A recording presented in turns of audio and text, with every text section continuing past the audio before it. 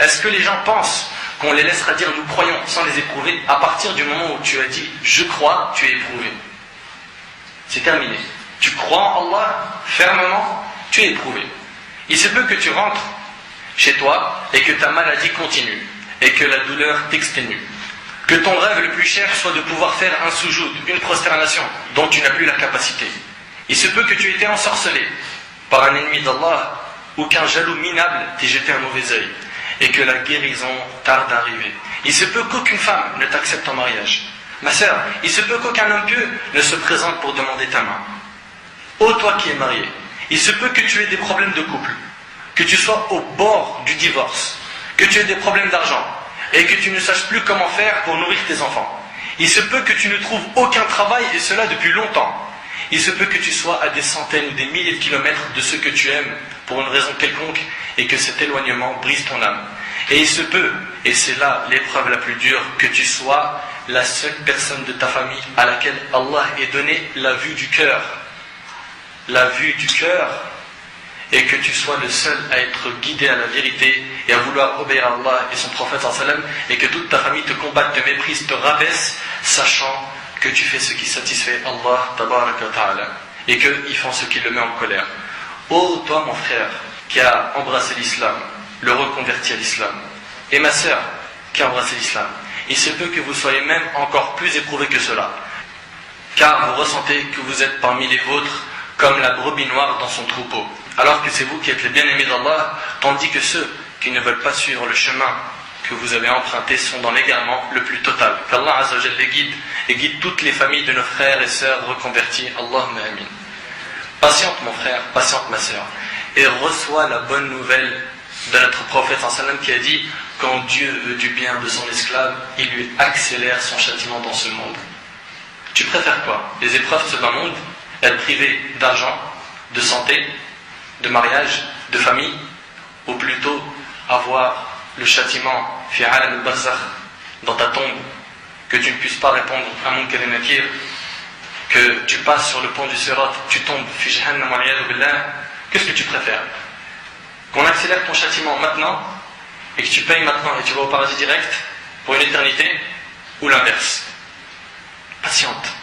Ô-toi l'éprouver lorsque tu ressens que tout ton être entier se resserre autour de toi, que tous les biens de ce bas monde ne pourraient pas apaiser ta peine, lorsque tu voudrais t'évader de cette dunya maudite et éphémère après laquelle les gens courent comme les zèbres accourent au point d'eau, toi qui te sens à l'étroit dans ta propre personne, et ça c'est un sentiment que tous les vrais éprouvés ont expérimenté, tu te sens prisonnier de ton corps, tu as la sensation que ton âme est compressée et comprimée, et même si à cet instant on met devant tes yeux un horizon large et vaste comme l'océan, tu ressens quand même être la personne la plus opprimée du monde et tu sens que ton âme et ton cœur te troublent.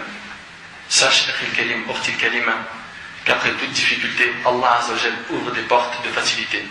Quand l'épreuve bat son plein, et ce depuis de nombreuses années, alors tu ressens vraiment ce sentiment d'être à l'étroit dans ta propre personne, aussi vaste que soit la terre. À ce moment-là, tu ressens purement et sincèrement qu'il n'y a pas d'autre refuge en dehors d'Allah qu'auprès de lui. Et c'est là que tu te retournes vers lui.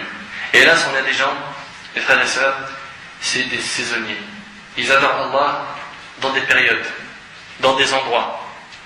Ils l'adorent pendant Ramadan, dans la mosquée. En dehors du Ramadan, il n'y a plus d'adoration. En dehors de la mosquée, il n'y a plus d'adoration. C'est deux personnes différentes. À la mosquée, il est pieux, en dehors, ahwal.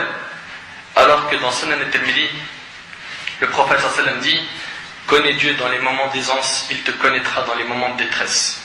Si dans les moments où tu es bien, tu es proche d'Allah, dans tes moments de difficulté, tu verras qu'Allah se rapproche de toi. Quand tu vas tomber malade, quand tu auras une grande épreuve où tu vas te dire mais comment m'en sortir, sache que le Tout-Puissant sera à tes côtés. Et dans le cas où dans le moment d'aisance, tu es loin d'Allah, tu as tout perdu. Tout perdu. Mes frères et sœurs, je m'adresse à tous ceux qui ont été attaqués moralement et ont perdu le sourire de leur visage en leur disant gardez le moral, ne soyez pas tristes. Aujourd'hui on voit des gens revenir à la religion et baigner dans les moqueries de leur famille. Alhamdulillah, on voit vraiment un grand retour. La jeunesse, masha'Allah, elle ne fait que d'augmenter. Les mosquées, elles se remplissent de jeunes. Les jeunes reviennent et ils ont soif, ils veulent apprendre la religion. Ils ont du mal à pratiquer leur religion. On leur donne des surnoms à la maison. Pourquoi? Parce qu'ils se sont remis sur le droit chemin. Toi, le barbu, l'extrémiste, le rigoriste, le terroriste, tout ce qui finit par iste.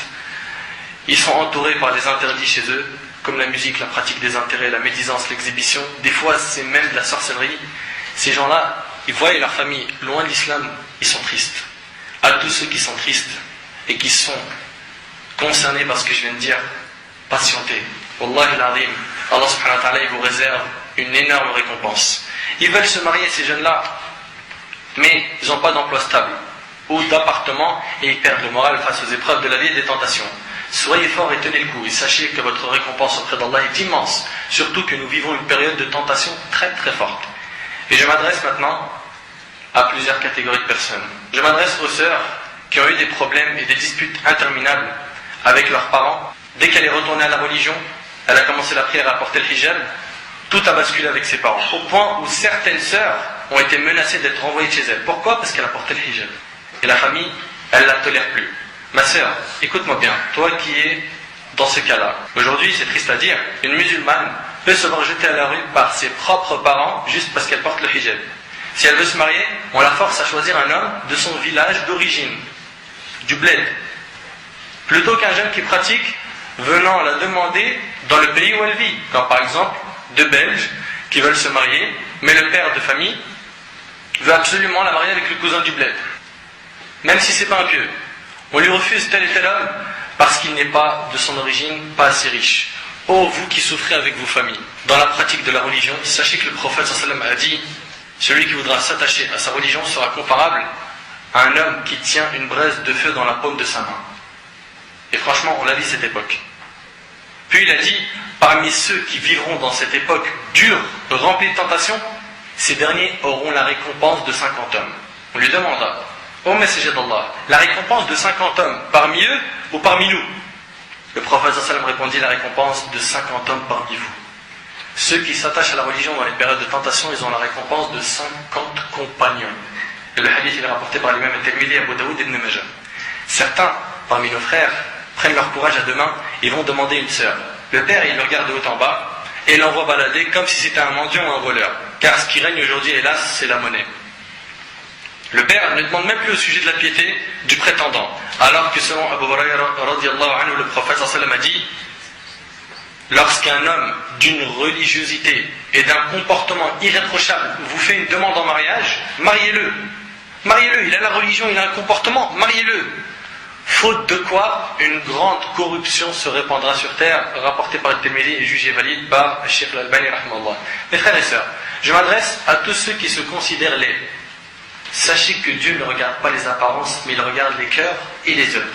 Abu Hurayra radiyallahu anhu rapporte que le prophète sallallahu alayhi wa sallam a dit: certes, Allah ne regarde pas vos corps ni vos images, mais il regarde vos cœurs et vos actes. Rapporté par Muslim. Voilà ce qu'Allah regarde. Il ne regarde pas ton compte bancaire, tes muscles, biceps, triceps, je sais pas quoi. Non, il ne regarde pas tout ça. Ce qu'il regarde, c'est pas aussi la marque de ton iPhone, de tes baskets, de ton menton en cuir. Allah subhanahu wa ta'ala, ce qu'il regarde, c'est premièrement les cœurs.